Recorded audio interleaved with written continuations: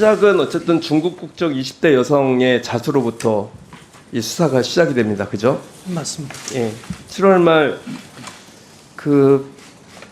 제보를 받고 수사에 착수한 지 2주 만에 그 약을 판매한 중국인 조직원 2명을 검거하고 필리핀 21g을 압수하는 성과를 올리죠. 맞습니다. 그리고 고무대에서 그 김천수 당시 영등포 경찰서장은 8월 14일 백희룡 형사 2과장을 팀장으로 하는 전담팀을 꾸려서 집중적으로 수사를 준비를 하죠. 예, 16일 날 결제해가지고 그때부터 진행됐습니다. 네.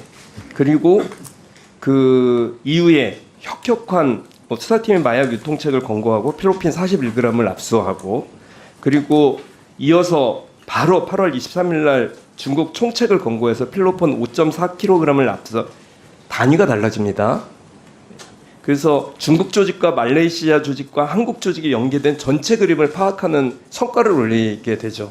네, 그죠? 그때까지도 그 우리 그 김천수 서장은 앞장서서 그 하는 수사를 진두지휘하는 이런 그 역할을 하셨다고 해요. 맞습니까? 그때까지가 아니라 그 이후에도 계속 해왔습니다. 예. 그리고 심지어는 도망치는 중국 총책을 쫓아가다가 어떤 호흡곤란 증세로 형사 한 분이 쓰러졌는데 그 전의를 불태우게 하는 계기가 됐고 그분에게도 내가 어디로 가든지 이 쓰러진 이 형사는 끝까지 챙기겠다고 얘기까지 합니다. 그죠?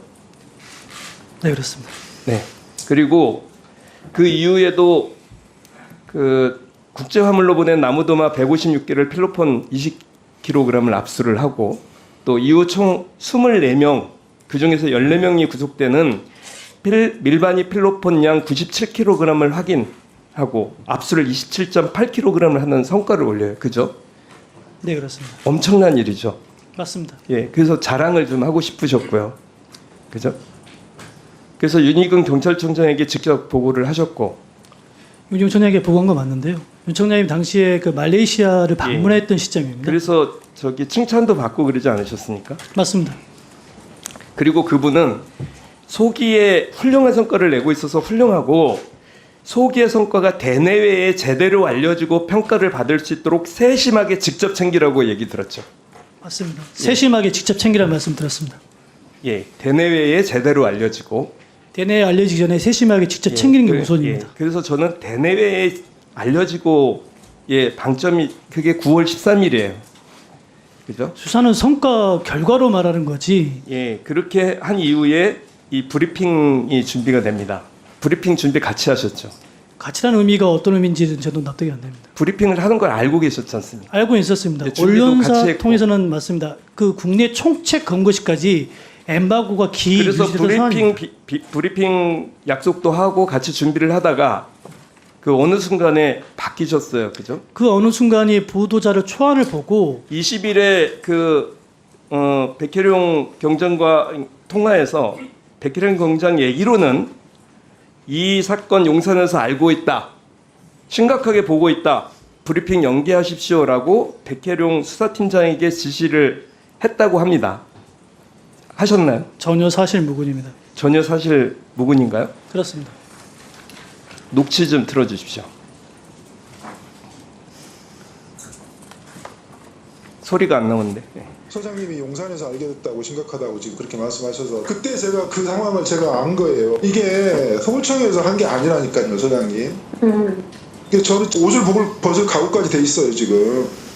그렇게 좀 너무 나가지 마시고요. 근데 일단은 보고를 계속 해야지 저희가 뭐 지원을 할지 안 할지 판단이 될 거 아닙니까? 이 과정에서 왜 용산에 대해서 부정하지 않으셨죠? 아침에도 말씀드렸다시피 기존에 그런 언급을 하기에 말도 안 되는 맥락 없는 얘기인 것에 화를 냈던 이 부분이 맥락으로 보면요, 서장님, 맥락으로 보면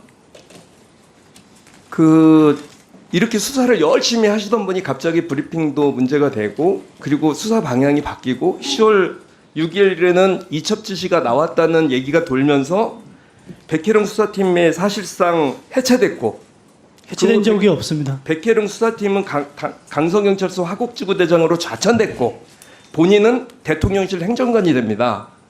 이쯤 되면 경찰이시잖아요. 수사를 어떻게 방향을 몰고 가야 될까요? 의원님, 제 동료들에게 다시 신뢰를 한번 저버리는 일을 한 번도 한 적이 용산에서 없고요. 언질 받으신 거 있으세요? 없습니다. 누가 어떤 지시한 겁니까? 전혀 없습니다. 예, 들어가세요. 백혜령 경장님 나와주세요. 오전에도 계속 말씀하셨는데 둘이 충돌하고 있습니다. 용사단 언급한 적 없다는데 지금 누가 위증을 한다고 생각하십니까? 당연히 김찬수 소장이 이제 거짓말하고 있는 겁니다. 네, 녹음 내용에서 그 김찬수 행정관 용산 언급은 어떤 걸 의미한다고 느끼셨습니까, 당시에?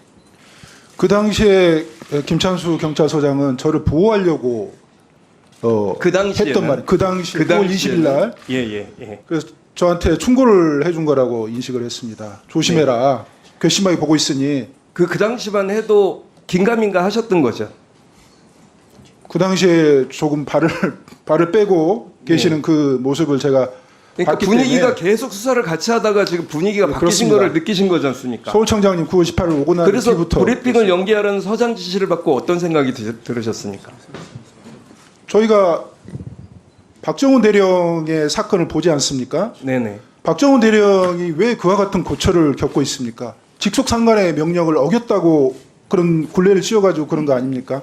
저한테 직속상관은 김찬수 예, 경찰서장이었습니다. 그렇죠. 10월 6일 날 이첩 지시 이후 수사는 어떻게 됐습니까? 이첩 지시한 이후에 수사팀이 해체됐습니다. 사실상. 해체됐죠. 그렇죠. 그 그게- 수사는 어떻게 됐습니까? 그 수사는 현재도 지금 진행 중인데 그 엄청난 성과를 단기간에 이루어던 그 수사의 일부가 좀 중단된 거 아니겠습니까? 그렇습니다. 지금 제가 쫓겨난 마당에 그 수사팀이 온전할 리가 없습니다. 수사 중단이 왜 됐다고 본인은 생각을 하십니까? 무슨 이유로 왜 이런 일이 생겼다고 본인은 생각하십니까? 지금 경찰에서 이 수사를 중지시키거나 중단시킬 이유는 단 한 개도 없습니다. 어떤 이유입니까? 이 수사 자체가 상향식으로 진행돼 왔잖아요. 단순 투약자부터 소규모 유통업자, 대규모 유통업자, 그 다음에 조직, 그 다음에 말레이시아 조직, 그 다음에 말레이 조직과 세관이 연계되는 그런 상황. 그 과정에서 삿된 게 1도 없습니다. 이런 수사를 보통 우리는 수사를 참 잘했다, 훌륭하게 했다 이렇게 칭찬하거든요. 누구나가 칭찬합니다. 국정원이나 관세청의 제보를 받고 화물을 압수를 해가지고 100kg를 압수했다고 그래 훌륭한 공적이죠. 그렇지만 수사의 결이 다르지 않습니까? 이런 수사를 경찰이 해야 되는 겁니다. 그래서 강산문 그 형사과장이나 지휘부에서도 영등포 공이 차고 넘친다, 차고 넘친다. 말은 그렇게 합니다. 사실 차고 넘치죠. 근데 그게 어떻게 됐습니까? 결과물이? 예.